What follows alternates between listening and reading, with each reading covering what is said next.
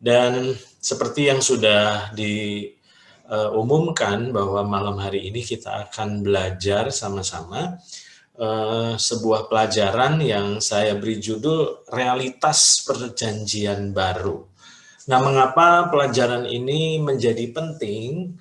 Karena ternyata setelah saya merenungkan hal ini ketika Roh Kudus menyingkapkan hal ini kepada saya disadarkan bahwa sebenarnya kegagalan kita di dalam memahami dan menghidupi pelajaran yang saya sebentar akan bagikan ini akan membuat kekristenan kita menjadi tidak maksimal.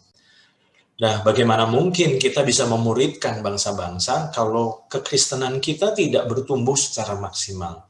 Nah, itu sebabnya malam hari ini kita akan belajar sebuah pelajaran yang saya beri judul Realitas Perjanjian Baru. Nah, sebelum kita lihat dan kita belajar dari beberapa ayat, saya ingin menyampaikan apa yang pernah dituliskan oleh Billy Graham. Dan saya melihat bahwa apa yang dikatakan Billy Graham ini sangat serius untuk kita renungkan, karena tentu Billy Graham ini bukan orang sembarangan. Dia adalah seorang hamba Tuhan yang sungguh telah berjalan bersama dengan Tuhan dan melayani Tuhan dengan sangat luar biasa. Nah, dari perjalanan kehidupannya, akhirnya Billy Graham ini menyampaikan sebuah statement penting bahwa dia katakan bahwa hanya 15% dari orang Kristen yang mengalami kehidupan yang berkemenangan dan berkelimpahan. Oke, saya ulang. Billy Graham berkata bahwa hanya 15%, berarti jumlah 15% itu jumlah yang sangat kecil.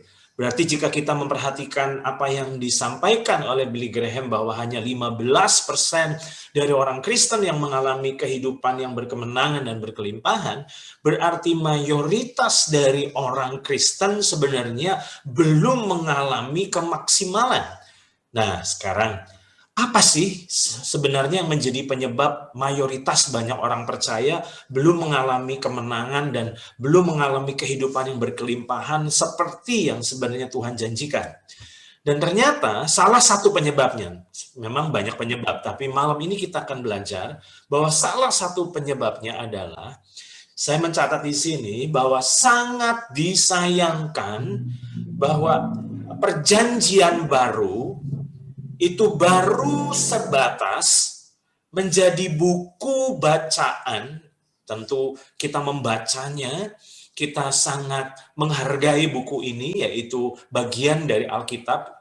Makanya saya katakan di sini sangat disayangkan bahwa kitab perjanjian baru itu baru sebatas menjadi buku bacaan dan belum menjadi realitas. Nah, kata realitas itu artinya kenyataan yang dialami dalam keseharian orang percaya. Dan menurut saya ini tragis. Kita membacanya, kita sangat menyukainya, tapi sangat disayangkan bahwa kitab perjanjian baru ini baru sebatas buku bacaan kita.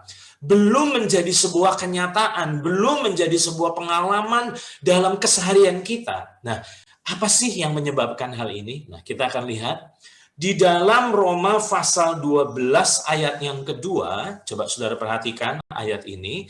Di dalam surat Roma pasal 12 ayat yang kedua, firman Tuhan berkata bahwa janganlah kamu menjadi serupa dengan dunia ini, tetapi berubahlah oleh pembaharuan budimu, sehingga kamu dapat membedakan manakah kehendak Allah, apa yang baik, yang berkenan kepada Allah, dan yang sempurna. Yang saya garis bawah ini adalah kalimat yang akan menjadi fokus pembelajaran kita malam ini, yaitu berubahlah oleh pembaharuan budimu. Jadi saat seseorang lahir baru, saat seseorang menerima Yesus dan menjadikan Yesus sebagai Tuhan dan Juru Selamat, maka rohnya itu dilahirkan kembali. Tapi catatan yang sangat penting untuk kita pahami, bahwa yang baru itu barulah sebatas roh kita. Tetapi tubuh dan jiwa kita itu masih sama tentunya. Nah, itu sebabnya ayat ini berkata, berubahlah oleh pembaharuan budimu. Nah, di dalam terjemahan The Passion Translation, ternyata kata berubahlah oleh pembaharuan budimu itu diterjemahkan dalam bahasa bebasnya gini, Roh Kudus mengubah total diri kita dari dalam, bukan dari luar, dari dalam tentang bagaimana Anda berpikir. Jadi, ada hal yang saya ingin sampaikan dan ini poin penting, yaitu ini. Coba perhatikan PowerPoint ini. Pembaharuan pola pikir kita bukan sebatas dibaharui dari kehidupan lama kita, tapi juga harus berubah dari mentalitas perjanjian lama. Nah, ini penting. Saya ulang ya. Pembaharuan pola pikir kita, yaitu pola pikir saudara dan saya, itu bukan sebatas hanya dari kehidupan lama kita, tetapi juga dari mentalitas perjanjian lama. Nah, selama ini ada banyak sekali orang-orang Kristen fokusnya cuma gini, wah itu pikiran-pikiran yang jorok, pikiran-pikiran yang kotor, pikiran-pikiran yang jahat, itu harus dibuang, itu harus digantikan. Nah, saya setuju. Tapi yang perlu kita perbaharui bukan cuma hanya dari produk kehidupan lama, tapi ternyata pembaharuan pola pikir juga harus dirubah dari mentalitas perjanjian lama. Nah, mengapa saya garis bawahi kata mentalitas perjanjian lama? Nah, lihat ini. Sangat disayangkan karena banyak sekali orang percaya hidup di era perjanjian baru, tapi sayangnya masih dengan mentalitas perjanjian lama. Saya ulang, ini penting sekali. Sangat disayangkan, banyak sekali orang percaya yang sebenarnya hidup bukan di zaman perjanjian lama loh. Saudara dan saya ini hidup di zaman perjanjian baru. Tapi sangat disayangkan, walaupun sebenarnya kita sudah ada di era perjanjian baru atau di zaman perjanjian baru, tapi mentalitas kita masih mentalitas perjanjian lama loh, saudara. Nah, ini menurut saya mengerikan. Dan inilah yang menjadi penyebab mengapa banyak sekali orang-orang percaya belum mengalami kemaksimalan kehidupan kerohanian kita. Nah, sekarang, apa sih arti mentalitas? Arti kata mentalitas berdasarkan Kamus Besar Bahasa Indonesia berkata bahwa mentalitas itu artinya keadaan dan aktivitas jiwa atau batin. Itu arti yang pertama dari mentalitas. Yang kedua adalah cara berpikir dan berperasaan. Perhatikan ini, bahwa ternyata tadi saya katakan sangat disayangkan kita ini sudah hidup di era perjanjian baru, tapi kita menjalani kehidupan kita justru dengan mentalitas atau cara berpikir dan cara berperasaan justru perjanjian lama. Nah, mungkin saudara bilang gini, apa sih pentingnya mentalitas? Apa sih bahayanya kalau kita menjalani kehidupan di era perjanjian baru tapi dengan mentalitas perjanjian lama? Nah, saya jelaskan di PowerPoint berikut ini. Bahwa mentalitas kita itu sebenarnya akan menentukan iman kita. Jadi hati-hati dengan mentalitas saudara, karena mentalitas kita ini nggak main-main. Mentalitas kita ini akan menentukan iman kita. Dan iman kitalah yang akan menentukan pengalaman-pengalaman dalam kehidupan kita. Nah, saya tunjukkan di dalam Matius pasal 9 ayat yang ke-29 berkata, lalu Yesus menjamah mata mereka sambil berkata, jadi hati-hati loh saudara, ini yang Tuhan Yesus ucapkan, jadilah kepadamu menurut imanmu. Di dalam terjemahan The Message digunakan kata become what you believe. Jadi hati-hati, tadi saya katakan ya, banyak orang percaya sebenarnya sudah hidup di zaman perjanjian baru, tapi kita masih menjalani kehidupan dengan mentalitas atau cara berpikir perjanjian lama. Nah, kenapa pelajaran ini jadi penting? Karena sebenarnya mentalitas kita itu akan menentukan iman kita. Dan iman kita lah yang akan menentukan pengalaman-pengalaman kita. Nanti saya akan jelaskan di poin-poin berikutnya. Sekarang, saya lanjut dulu ya. Iman, saudara perlu paham dulu ya. Iman itu bukan hanya siapa yang kita percayai, tetapi juga apa yang kita percayai. Nah, selama ini kita selalu berpikir kalau iman itu berkata, saya beriman, saya beriman. Buktinya saya beriman kepada Tuhan, oke. Tetapi ingat, iman itu punya dua sisi. Sisi yang pertama adalah iman itu berbicara siapa yang kita percayai, tentu yang kita percayai Tuhan. Tetapi iman juga punya sisi yang kedua, yaitu bukan hanya sebatas siapa yang kita percayai, tetapi apa yang kita percayai. Nah, ini ngeri banget. Tadi saya katakan, mentalitasmu akan menentukan imanmu. Dan imanmu itu akan menentukan pengalamanmu. Tuhan Yesus bilang, jadilah seperti apa yang kau imani. Jadilah seperti apa yang kau percayai. Berarti hati-hati dengan iman kita, karena iman kita itu akan menentukan pengalaman-pengalaman kita. Nah, sekarang, lihat ini. Anugerah perjanjian baru, tentu selama ini kita telah belajar bahwa kita yang hidup di zaman perjanjian baru itu hidup di zaman anugerah. Nah, makanya saya katakan di sini bahwa anugerah perjanjian baru itu gagal dinikmati secara maksimal karena sebenarnya kita hidup dengan mentalitas perjanjian lama. Nah, ingat ya, betapa menyedihkannya. Karena sebenarnya kita ini hidup di zaman anugerah. Nah, sangat disayangkan, kenapa kita belum mengalami kemaksimalan dari anugerah itu? Karena kita masih hidup dengan mentalitas perjanjian lama. Nah, perjuangan Tuhan Yesus lewat kematiannya gagal dinikmati karena apa? Karena kita hidup tanpa sadar dengan mentalitas perjanjian lama. Jadi jangan main-main, saudara. Saudara boleh aja membaca kitab perjanjian baru tiap hari. Tapi kalau itu belum menjadi cara berpikirmu, belum menjadi mentalitasmu, maka engkau tidak akan pernah mengalami sebenarnya kasih karunia, anugerah perjanjian baru yang sebenarnya seharusnya kita alami.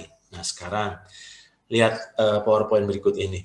Realitas perjanjian baru sebenarnya barulah sebatas menjadi pengetahuan di alam sadar, tetapi belum menjadi kesadaran dan keyakinan di alam bawah sadar. Nah, saya berharap saudara menangkap statement saya ini.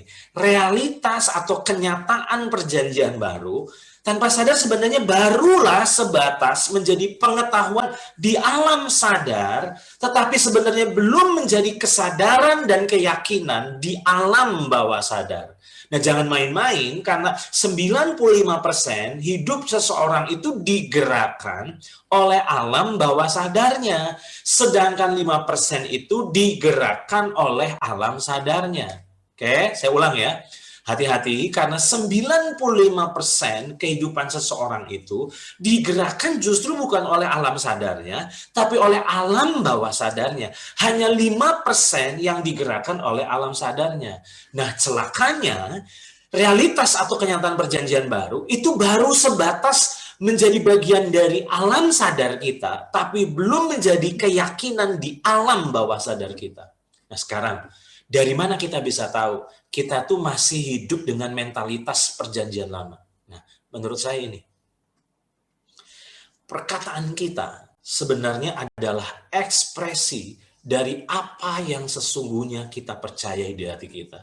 Jadi makanya, gimana saya bisa tahu kalau orang ini sebenarnya masih hidup dengan mentalitas perjanjian lama?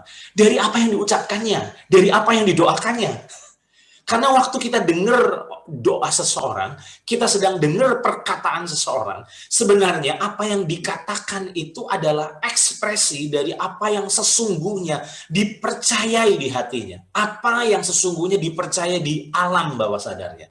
Nah, tentu dalam malam hari ini kita nggak bisa membahas secara keseluruhan, tetapi saya mencatat ada beberapa hal saja yang perlu kita perhatikan, dan setelah ini saya memberi PR kepada saudara untuk saudara mulai membongkar apa saja mentalitas perjanjian lama yang masih bercokol di alam bawah sadar kita.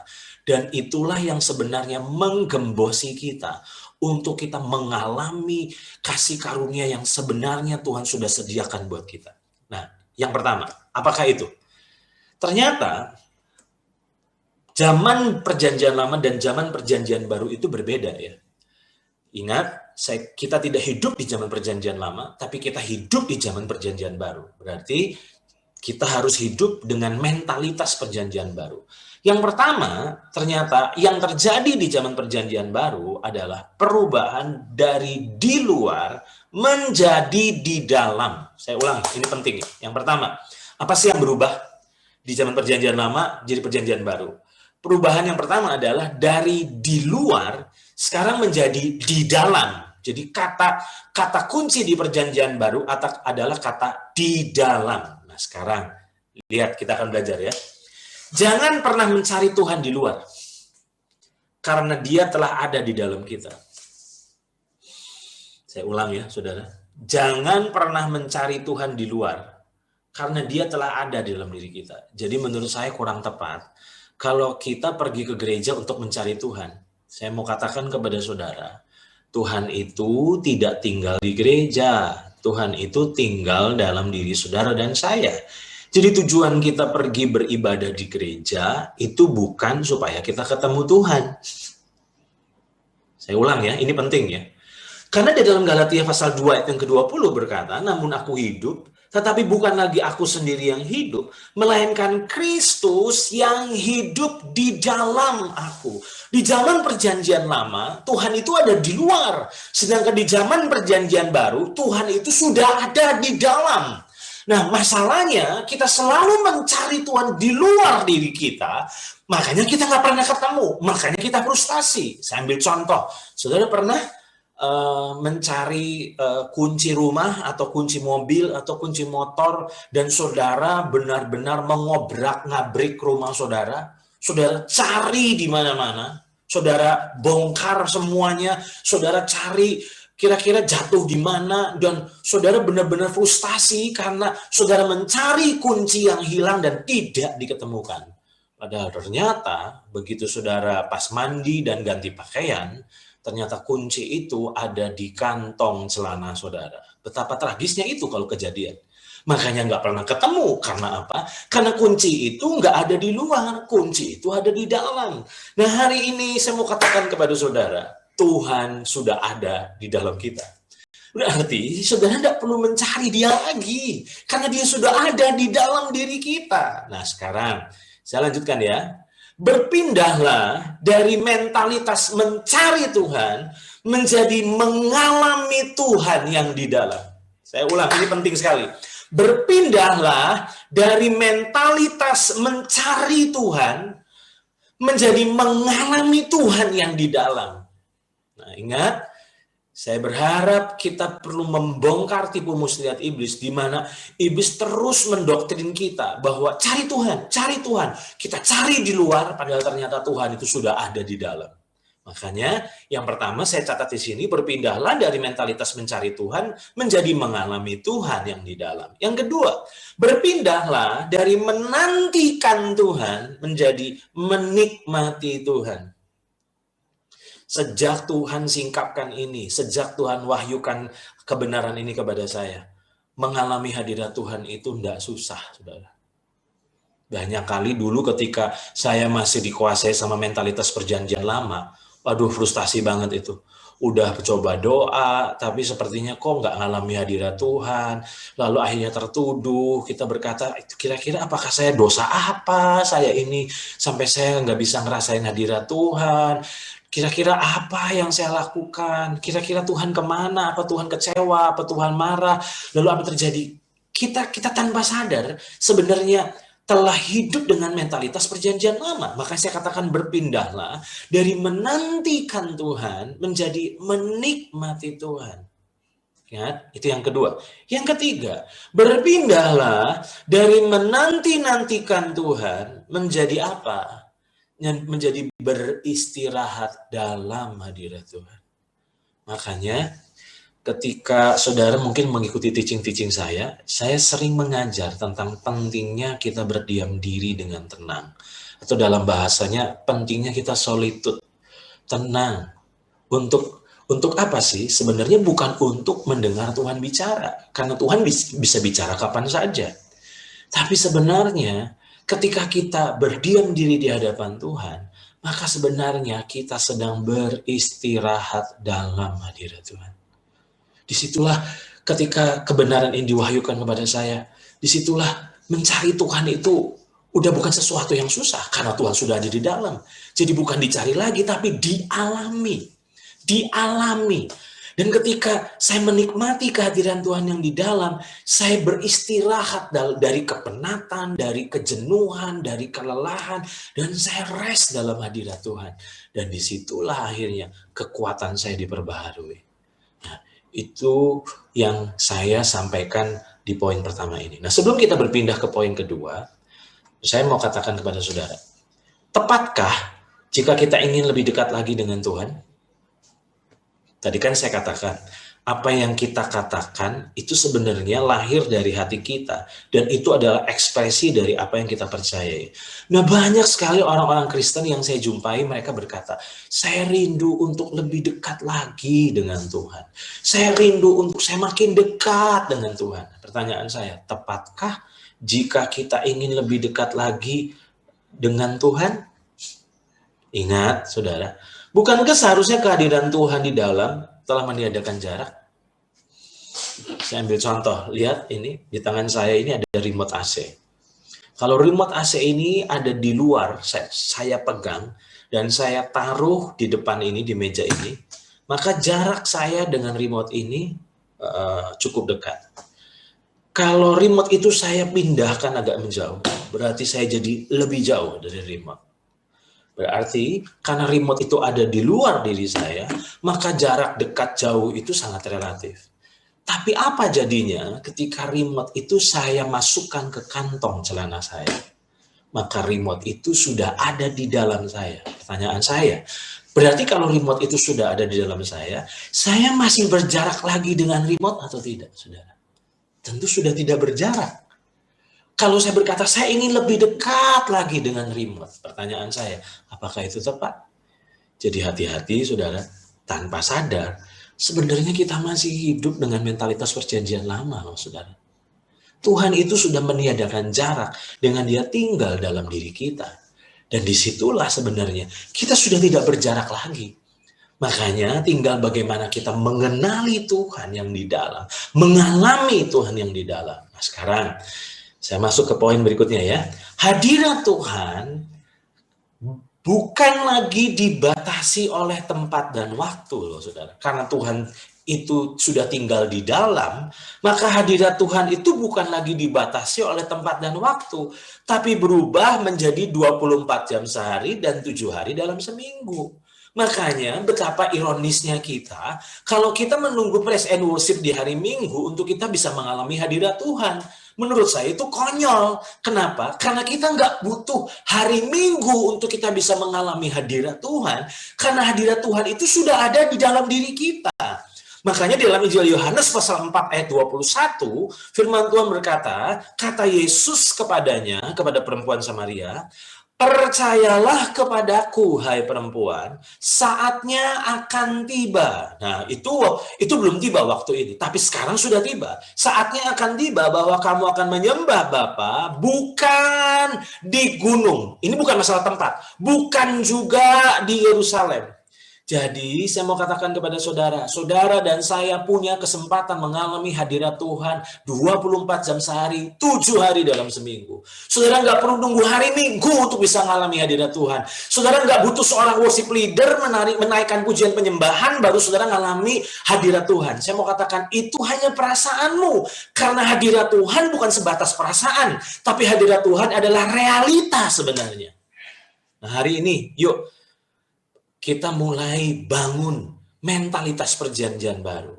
Oke, sekarang lihat ini saudara. Tepatkah jika kita takut Tuhan itu akan meninggalkan kita? Karena ada banyak orang percaya bilang begini, saya takut ditinggalin Tuhan, dia bilang. Karena pertanyaan saya, sebenarnya kalau saudara berkata, saya takut Tuhan ninggalin saya, tanpa sadar sebenarnya itu sedang menunjukkan bahwa saudara hidup dengan mentalitas perjanjian lama, saudara. Mengapa saya katakan hal itu? Karena di dalam 1 Korintus pasal 3 ayat yang ke-16, firman Tuhan berkata, tidak tahukah kamu bahwa kamu adalah bait Allah? Dan bahwa roh Allah diam di dalam kamu. Di dalam terjemahan The Passion digunakan kata, and that the Spirit of God make His permanent home in you. Berarti Tuhan itu tidak check in, check out seperti kita ke hotel. Ketika dia tinggal dalam diri kita, dia menetap dalam diri kita. Makanya dalam Ibrani pasal 13 ayat yang kelima, firman Tuhan berkata, karena Allah telah berfirman, aku sekali-kali tidak akan membiarkan engkau, dan aku sekali-kali tidak akan meninggalkan engkau. Jadi kalau saudara berkata, aduh Tuhan, jangan tinggalin saya, jangan tinggalin saya. Tanpa sadar, sebenarnya itu hanya menunjukkan, saudara masih hidup dengan mentalitas perjanjian lama. Padahal sebenarnya kita sudah hidup di zaman perjanjian baru. Nah, betapa konyolnya, betapa menyedihkannya, kita sudah ada di zaman perjanjian baru, tapi cara berpikir kita, iman kita masih iman PL. Nah, sekarang, ada hal juga yang perlu diluruskan. Lihat ini, saudara. Tepatkah jika kita masih meminta penyertaan Tuhan? Karena ada banyak orang bilang, Tuhan, sertai saya dong. Hari ini tolong sertai saya. Menurut saya, itu sebenarnya kurang pas. Saya nggak bilang salah, kurang pas aja, kurang tepat. Karena sebenarnya, karena Tuhan itu sudah tinggal dalam diri kita, dan dia selalu ada dalam diri kita, maka sebenarnya jangan pernah mempertanyakan dan meragukan penyertaan Tuhan. Karena Tuhan itu sudah selalu menyertai kita. Yang kita butuhkan itu dipimpin oleh Tuhan, bukan disertai. Karena tujuan dia menyertai kita sebenarnya supaya dia dapat memimpin kita dari dalam, bukan dari luar. Sangat disayangkan, lagi-lagi banyak orang yang hari-hari ini hidup tapi masih menjalaninya dengan mentalitas perjanjian lama. Nah, sekarang lihat ini, saudara. Jangan lagi didikte oleh perasaan, tetapi diktelah perasaan dengan kebenaran. Saudara pernah ngerasakan, saudara saat teduh, begitu saat teduh, saudara mengalami Tuhan luar biasa, sampai air mata saudara bercucuran, bukan karena beban berat, tapi karena saudara mengalami kasih Tuhan yang luar biasa. Lalu begitu saudara selesai, keluar kamar, lanjutkan aktivitas harian saudara, tiba-tiba ada perasaan seperti gini, kayaknya seperti kayak Tuhan itu udah ninggalin kita. Saya mau katakan sama saudara, itu kebenaran atau itu sebatas perasaan? Bukankah sebenarnya itu hanyalah perasaan? Makanya saya tuliskan di sini, jangan lagi didikte oleh perasaan, tetapi diktelah perasaanmu dengan kebenaran. Karena bukan perasaan yang harusnya menentukan iman, tapi imanlah yang seharusnya menentukan perasaan. Saya ulang ya, ingat, bukan perasaan yang menentukan iman kita, tapi iman kita lah yang seharusnya menentukan perasaan kita. Sejak saya mengerti kebenaran ini, perasaan saya merasakan Tuhan atau tidak, saya berkata, Tuhan itu real. Dia hadir dalam hidupmu, dia menyertaimu, entah engkau rasakan atau tidak, itu nggak peduli. Itu kenyataan dan aku mempercayai bukan apa yang perasaanku katakan, tapi apa yang Tuhan katakan. Dan saya sangat percaya kalau saudara-saudara yang ikut Zoom ini, mendengar pengajaran ini, dan mulai apa? Menaklukkan perasaan-perasaan kita dengan apa yang firman Tuhan katakan, yaitu kebenaran-kebenaran di perjanjian baru. Maka saya katakan, kehidupan Kristen yang yoyo sudah berakhir dalam hidup kita. Banyak kali kita ngerasa dekat, terus ngerasa jauh, ngerasa ditinggalin, ngerasa didatengin. Saya mau bilang, Tuhan itu tidak datang dan pergi sesuka hatinya. Dia datang menetap dalam hidup kita. Itu yang pertama. Kebenaran yang pertama tadi, berpindahnya dari di luar menjadi di dalam. Oke? Maaf, ini pelajaran yang cukup panjang, jadi saya berharap saudara bersabar ya. Oke, saya akan masuk ke poin kedua. Dari tempat kudus menjadi orang kudus. Oke ya. Tadi dari di luar menjadi di dalam. Nah, yang kedua, perubahan yang terjadi ketika kita hidup di zaman perjanjian baru, maka dari tempat kudus menjadi orang kudus. Nah, mungkin saudara nggak ngerti, tapi coba lihat ayat ini dulu. Masih ingat Keluaran pasal 3 ayat yang kelima? Apa yang kita pelajari dari Keluaran pasal 3 ayat yang kelima? Ketika Tuhan menjumpai Musa.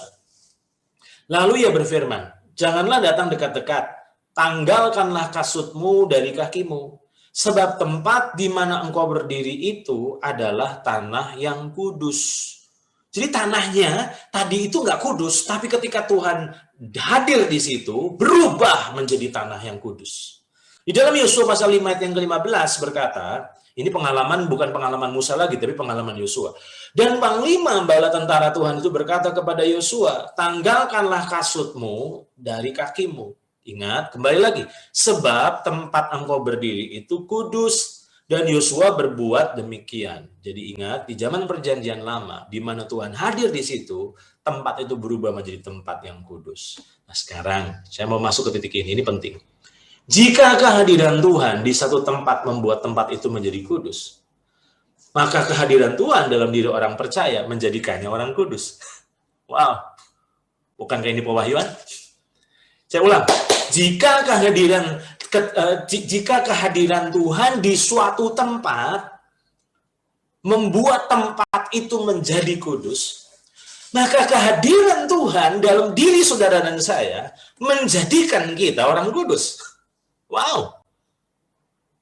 Makanya hari-hari ini tolong jangan mensakralkan tempat apapun di dunia ini. Saya tidak peduli itu. Tempat sesakral apapun, saya mau bilang, hadirat Tuhan itu tidak ditentukan oleh tempat sekarang. Karena hadirat Tuhan itu sudah ada dalam diri orang percaya. Saudara tidak butuh pergi ke satu tempat untuk bisa ngerasain hadirat Tuhan. Karena hadirat Tuhan itu real dalam kehidupanmu. Hanya perasaanmu saja yang tidak merasakan. Tapi apakah ketika engkau tidak merasakannya, berarti itu Tuhan juga tidak ada? Ingat, Tuhan itu Tuhan pribadi yang berintegritas dan dia adalah konsisten. Perhatikan ini ya, saudara. 1 Korintus pasal yang pertama, ayat yang kedua, firman Tuhan bilang begini, kepada jemaat Allah di Korintus, yaitu mereka yang, saudara, dikuduskan dalam Kristus Yesus, dan yang dipanggil menjadi, saudara, orang-orang kudus, dengan semua orang di segala tempat yang berseru kepada nama Tuhan kita Yesus Kristus, yaitu Tuhan mereka dan Tuhan kita. Jadi orang-orang yang tidak percaya Yesus, itu harus berbuat kudus dulu untuk jadi kudus. Padahal sebenarnya orang percaya luar biasa. Kehadiran Tuhan dalam diri kita menjadikan kita sebagai orang kudus. Nah sekarang, lihat ini saudara. Orang kudus atau orang benar bukan lagi menjadi tujuan, tetapi berubah menjadi titik keberangkatan. Saya ulang ya, saudara, ini penting ya. Orang kudus atau orang benar itu bukan lagi menjadi tujuan kita. Kita harus ngelakuin sesuatu untuk jadi orang kudus. Bukan. Orang kudus atau orang benar itu berubah menjadi titik keberangkatan kita. Jadi kenapa kita tidak berbuat najis? Karena kita orang kudus. Bukan supaya kita jadi orang kudus. Nah, makanya mentalitas PL itu kita harus melakukan sesuatu untuk menjadi. Padahal sebenarnya di zaman perjanjian baru itu dianugerahkan. Orang kudus, orang benar bukan lagi menjadi tujuan, tapi berubah menjadi titik keberangkatan. Kita berbuat benar atau kita berbuat kudus bukan untuk menjadikan kita orang benar atau orang kudus, tapi karena kita orang benar dan orang kudus. Sejak saya mengerti hal ini, maka kekristenan saya jadi lebih ringan. Tadinya tertekan sekali. Tapi sejak saya mengerti, kenapa saya berbuat benar? Bukan untuk menjadikan seorang benar, tapi karena saya orang benar. Nah, lihat poin berikut ini. Kekristenan itu, perhatikan ya gambar ini, saya berharap gambar ini bicara banyak buat kita. Dibenarkan, lalu kita melakukan kebenaran. Sedangkan agama melakukan kebenaran untuk kita dibenarkan. Itu bedanya. Makanya, zaman perjanjian baru, kita berbuat benar bukan untuk menjadikan kita orang benar. Kita berbuat benar karena kita orang benar. Karena Tuhan menjadikan kita sebagai orang benar. Jadi tadi saya katakan, orang benar itu atau orang kudus itu bukan tujuan, tapi titik keberangkatan. Kalau saudara tahu bahwa saudara orang kudus, maka saudara tidak akan melakukan hal-hal yang tidak kudus. Oke, itu yang kedua. Yang ketiga, apa yang kita perlu perhatikan dari perubahan mentalitas PL ke mentalitas PB? Yang ketiga adalah dari nubuatan menjadi penggenapan. Dari yang belum menjadi telah. Ingat, setiap kali kita membaca PL, maka semua itu nubuatan. Sedangkan ketika kita membaca perjanjian baru, itulah penggenapannya. Makanya kalau di zaman perjanjian lama, semuanya belum terjadi. Tetapi di zaman perjanjian baru, semuanya telah terjadi. Oke, sekarang ayatnya di mana? Kolose pasal 2 ayat yang ke-17, ayat ini menjadi penting untuk kita renungkan. Di dalam Kolose 2 ayat 17 berkata, semuanya ini hanyalah bayangan dari apa yang harus datang, sedang wujudnya ialah Kristus. Saya tertarik dengan kata ini. Semua ini hanyalah bayangan dari apa yang harus datang, sedang wujudnya adalah Kristus. Di dalam terjemahan The Passion Translation dikatakan bayangan itu adalah prophetic shadow. Sedangkan di dalam perjanjian baru itu fulfill atau penggenapannya. Sekarang, berapa banyak orang percaya masih imannya iman belum. Padahal sebenarnya kalau saudara hidup di zaman perjanjian baru, imannya telah. Kalau di zaman perjanjian lama, Tuhan itu berjanji. Di zaman perjanjian baru, Tuhan itu sudah menggenapi janjinya. Nah sayangnya, karena mentalitas kita PL, maka kita selalu berpikir bahwa semuanya belum. Padahal kata kunci perjanjian lama itu akan. Sedangkan kata kunci perjanjian baru itu telah. Saya ulang ya saudara. Kata kunci perjanjian lama itu akan. Sedangkan kata kunci perjanjian baru itu telah. Saya tunjukkan ya beberapa ayat. Saya berharap setelah nanti pelajaran ini di-upload di YouTube hari Minggu besok, saya dorong untuk saudara kembali mendengarnya. Karena seringkali waktu kita mendengar satu pengajaran dibutuhkan berkali-kali, karena ada beberapa pelajaran mungkin cukup didengar sekali. Tapi ada beberapa pelajaran yang mungkin butuh diulang, karena ada poin-poin yang penting untuk sampai kita pahami dengan sungguh-sungguh. Nah sekarang, tadi saya katakan, kata kunci perjanjian lama itu akan, sedangkan kata kunci perjanjian baru itu telah. Lihat dulu ini. Yehezkiel 36 ayat 27 dan ayat 29. Ini PL ya. Rohku akan kuberikan diam di dalam batinmu. Berarti belum. Nah, saya mau tanya, kita sudah hidup di zaman perjanjian baru, berarti ketika kita baca ayat ini harusnya berubah nggak? Harusnya berubah. Berarti kalau di zaman Yehezkiel, rohku akan kuberikan diam di dalam batinmu. Dan aku akan membuat kamu hidup menurut segala ketetapanku dan tetap berpegang pada peraturan-peraturanku dan melakukannya.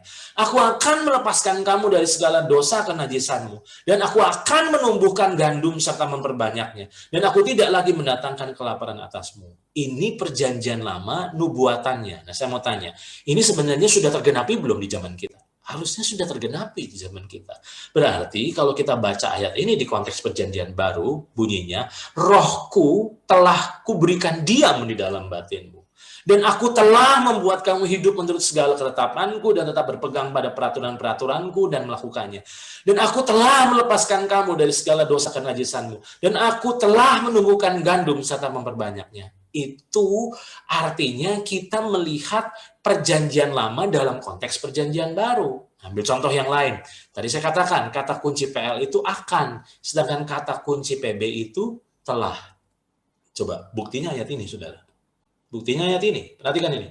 Efesus pasal pertama ayat yang ketiga berkata, terpujilah Allah Bapa dan Tuhan kita Yesus Kristus, yang dalam Kristus akan tidak. Ayat ini dikatakan, yang dalam Kristus telah, berarti sudah mengaruniakan kepada kita segala berkat rohani di dalam sorga.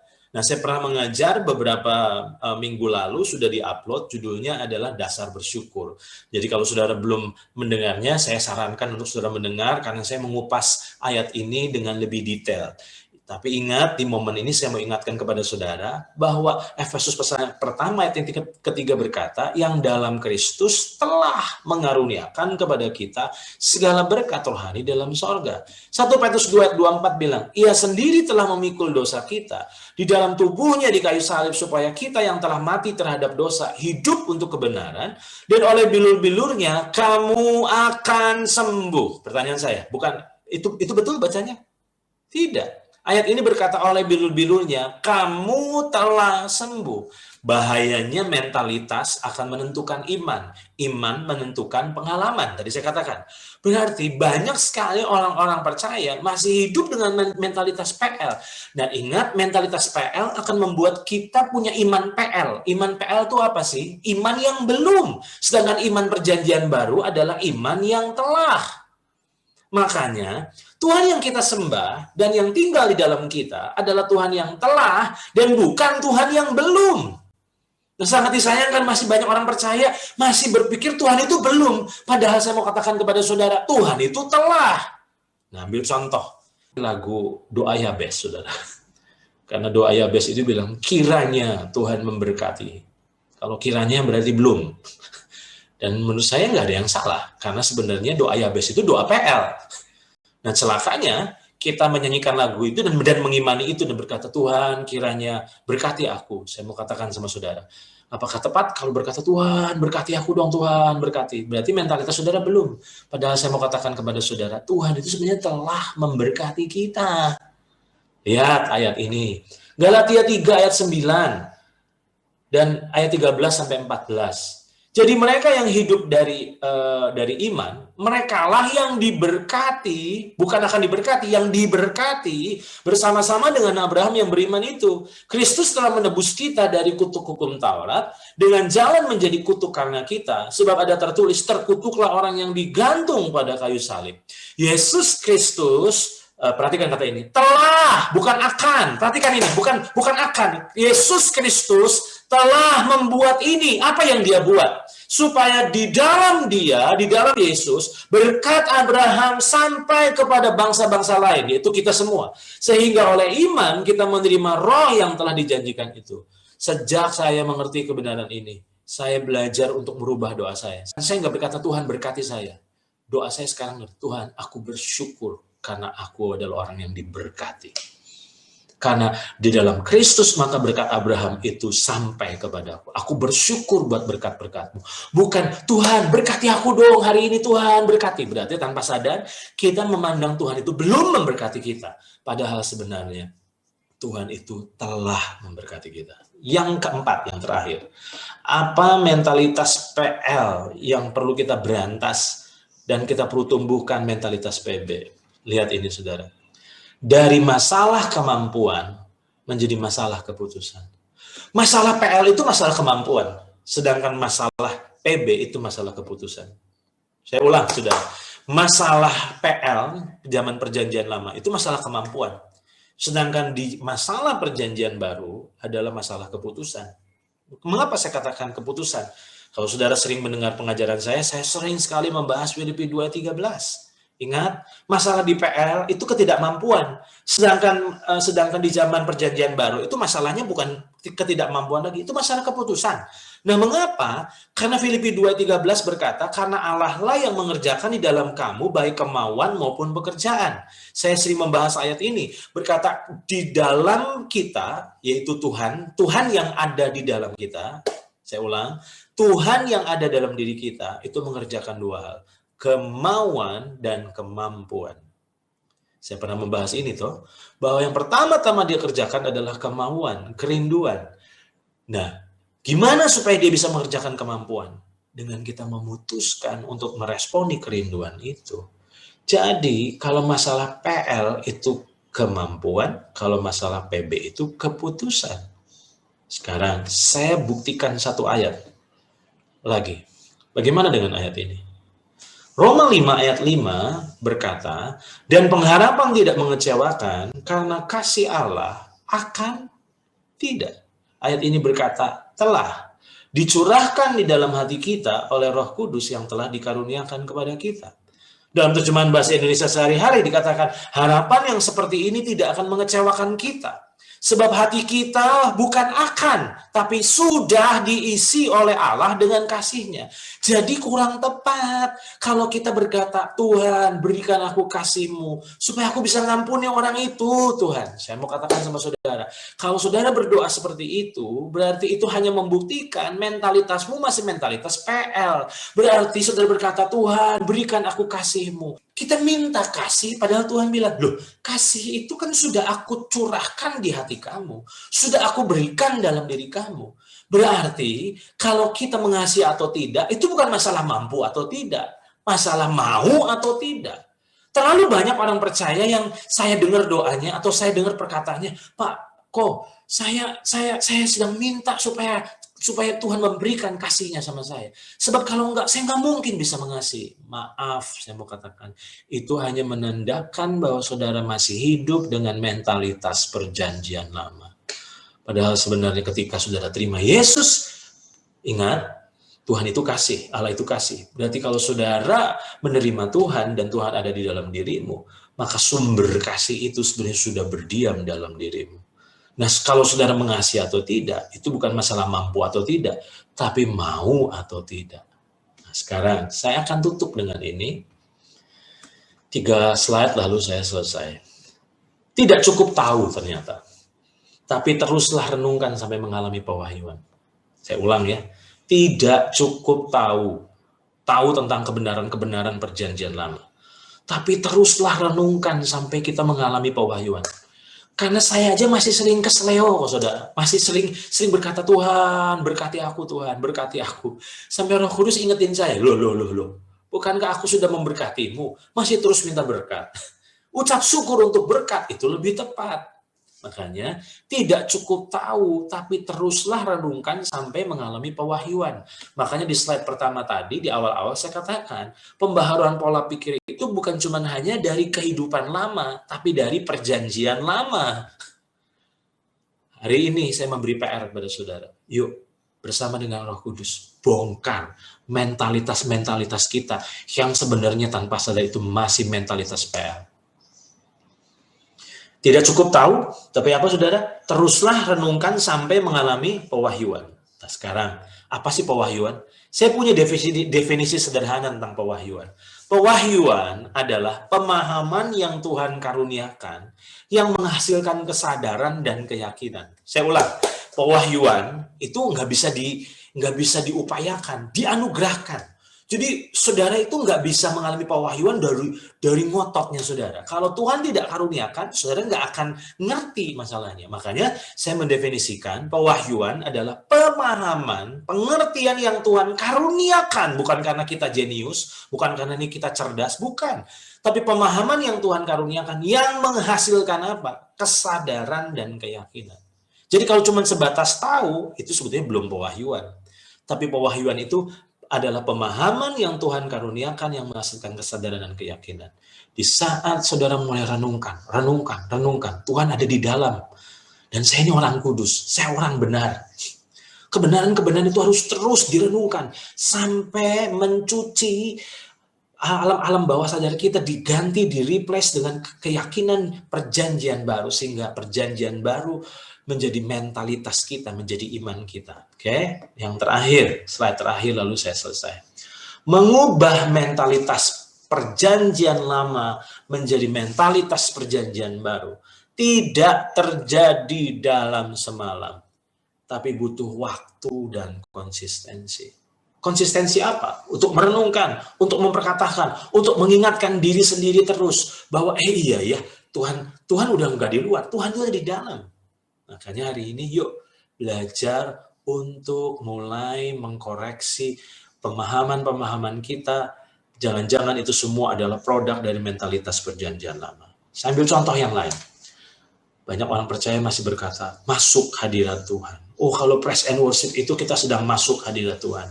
Saya minta maaf, saudara, bahwa itu sebenarnya bukti masih produk perjanjian lama. Pujian penyembahan tidak membuat kita masuk hadirat Tuhan. Karena kita sudah ada dalam hadirat Tuhan, dan hadirat Tuhan selalu ada dalam diri kita. Ya, saya setuju bahwa masuk hadirat Tuhan itu konteks perjanjian lama. Tapi konteks perjanjian baru, kita sudah ada dalam hadirat Tuhan. Kita menyembah dalam hadirat Tuhan. Saya selesai. Sekali lagi, jangan sepelekan, karena banyak sekali orang-orang percaya yang sebenarnya sudah hidup di zaman perjanjian baru, tapi kita masih hidup dengan mentalitas perjanjian lama. PR buat saudara. Yuk, mulai malam ini, bersama dengan Roh Kudus, mulai luruskan, mulai bongkar. Karena kalau saudara masih mentalitasnya PL, imannya iman PL. Kalau imannya iman PL, maka pengalamannya pengalaman PL. Makanya saya katakan, mentalitasmu harus mentalitas perjanjian baru, supaya imanmu adalah iman perjanjian baru, sehingga pengalamanmu adalah pengalaman perjanjian baru.